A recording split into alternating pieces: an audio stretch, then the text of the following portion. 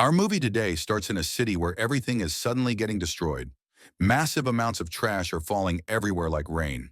Because of the shock, people are trying to escape to any safe place to hide, and no one can keep up with the trash that's falling on them from every direction.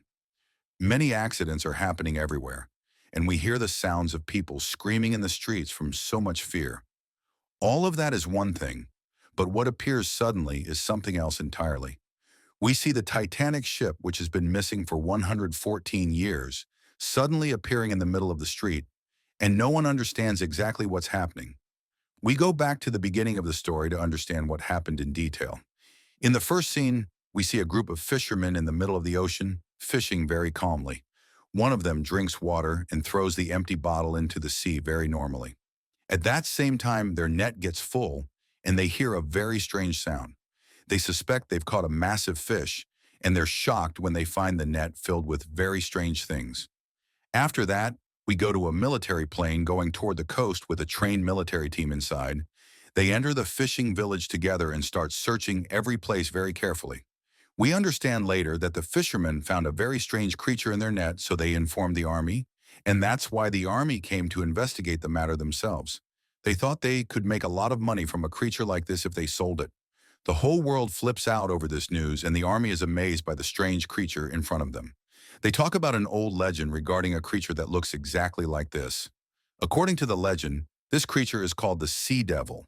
When they investigate the matter scientifically, they find out it's a species of the merman family known as the water devil. When they start dissecting the body, they find a very strange pearl inside, and no one knows its type at all. But it's clear it's been there for thousands of years. They decide to find out everything about it in detail. Maybe they can benefit from it scientifically. They understand that this creature is very wise and can think like humans, and is actually much smarter than them. Everyone gets busy with other things, and they walk around the facility for a bit, except for one of them who remains standing in front of the creature. Out of pure terror, he keeps praying to God and asking him to protect them from everything coming, and he expects that very bad things will happen. A little later, Officer Barkley and the team bring special equipment to the coast because the commander asked them to perform a special mission.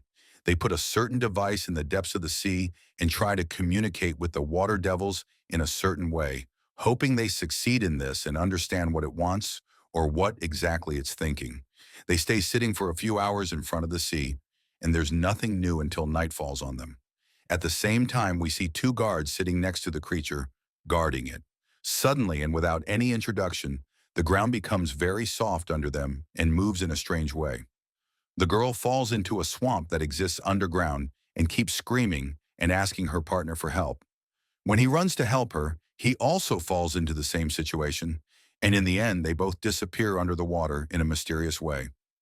All of this while the creature is still in its place, making no reaction to what's happening, as if it's dead. In a second, another creature comes out from under the water, pulls it, and escapes with it quickly. The alarm that was attached to the creature goes off, and the whole army knows that something wrong is happening. When they get there, they are shocked that it disappeared completely along with the guards who were there, and there is no trace of them at all. The ground went back to the way it was before. One of them is surprised when he finds the chair was underground and pulls it until he gets it out again. The commander tries to communicate with the guards via radio, and in that moment, he starts hearing strange sounds coming from underground. He is shocked when he confirms that their radio is actually buried underground. He and the soldiers with him start digging quickly until he reaches their bodies. At the same time, we see Barkley sitting in front of the water alone, and he keeps thinking about everything that's happening. He's terrified all the time and can't stop thinking. The commander comes out to talk to him, explains what happened, and blames him because he hasn't been able to reach anything so far. We understand that Barkley works in the CIA, in the department specializing in mysterious events. Barkley isn't able to get used to everything happening and sees that this isn't his place at all. We discover that he wasn't supposed to come here and was being investigated at work because his entire job is administrative. The person who was supposed to come investigate this case had an emergency and was very sick. Unfortunately, the facility decided he should go instead of him without being ready for something like this or even trained for it. That's why he doesn't know how to deal with the matter at all and has zero experience in what's happening around him. Despite everything he said, The commander insists that he remains there and says the government is the one who sent him and he must execute orders. Barclay is forced to stay and surrenders to the reality. His female colleague starts talking to him, trying to lighten things up, and asks him what exactly he knows about this creature. He explains to her that these creatures were living on Earth before humans even appeared, and they've been in the depths of the seas for thousands of years. He wonders why they appeared after all these years. They definitely have a purpose for what's happening and are planning something specific. The strange thing is that intelligence has known about their existence for a long time and hid it because if this matter spread, it would cause panic and terror among people for nothing. Suddenly, they hear a very loud sound everywhere. So all the soldiers gather around the sea. Barclay goes to film everything. One of these creatures appears in front of them, and the commander decides to take a risk and refuses to fire at it. He asks the soldiers to turn on the communication device, and they try to communicate with this creature. He shows the creature his good intentions, asking it to negotiate very calmly. Strangely, the creature actually starts talking in its own way and makes very terrifying sounds.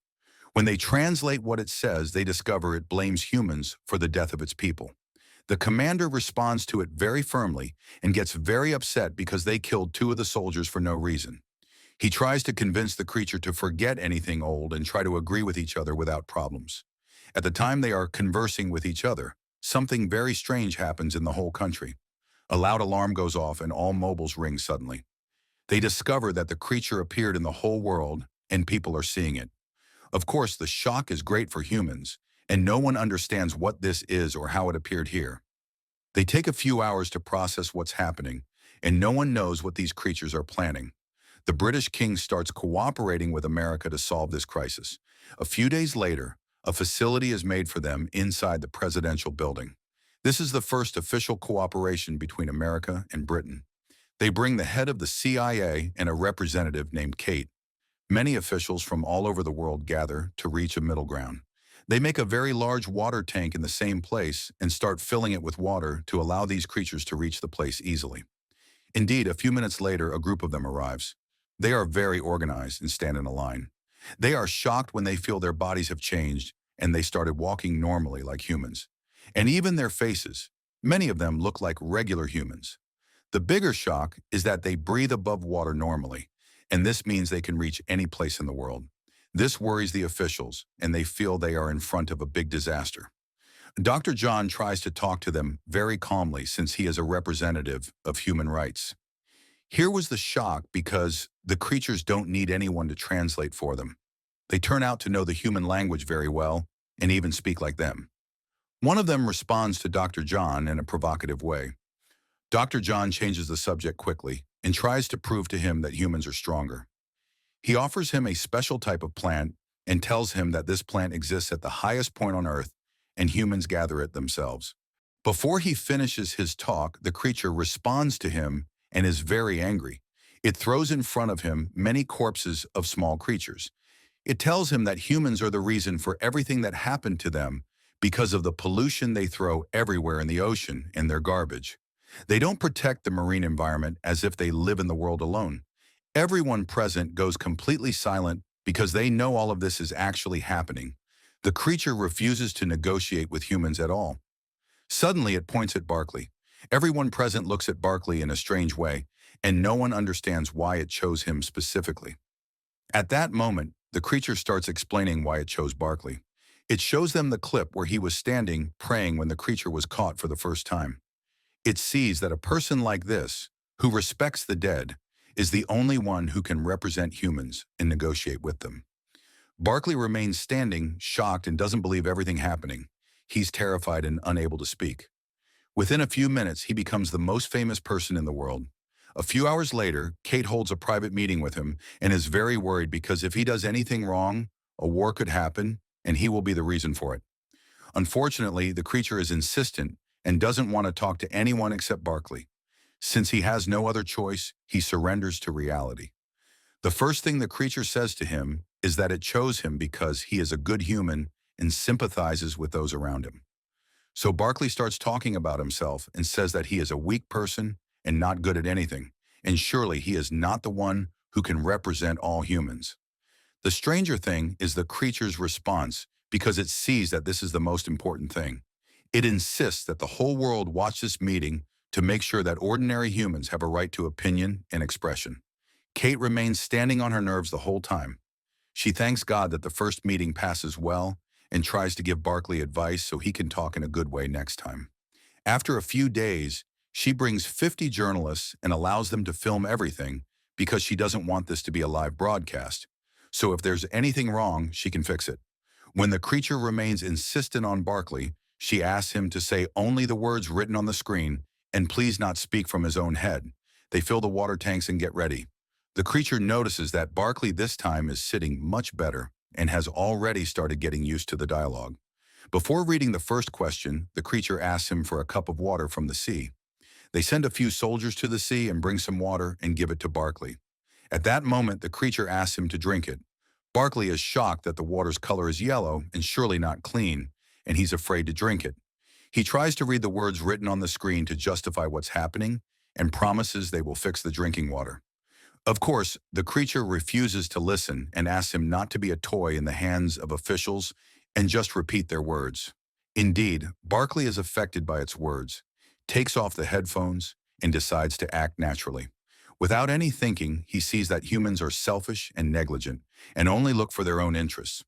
They are the reason for all the problems and destroyed many things on planet Earth. Nature is starting to rot around them while they don't feel anything, and they also throw sewage water into oceans and rivers. The creature is very pleased with the words he says because it only wanted someone to admit the truth. The interview between them passes very peacefully, and Barkley thinks he was able to solve the problem. But unfortunately, he finds the world outside has turned against him. As soon as he sits with Kate, she fights with him because he didn't stick to the rules. A few days later, they decide to bring a corpse of these creatures and dissect it. They discover that these creatures' bodies are very strong and can adapt to anything. Even the pearls that were in their bodies are what supplies them with energy. They discover that this creature is very smart and hard to control. After many negotiations, they agree to make a third meeting.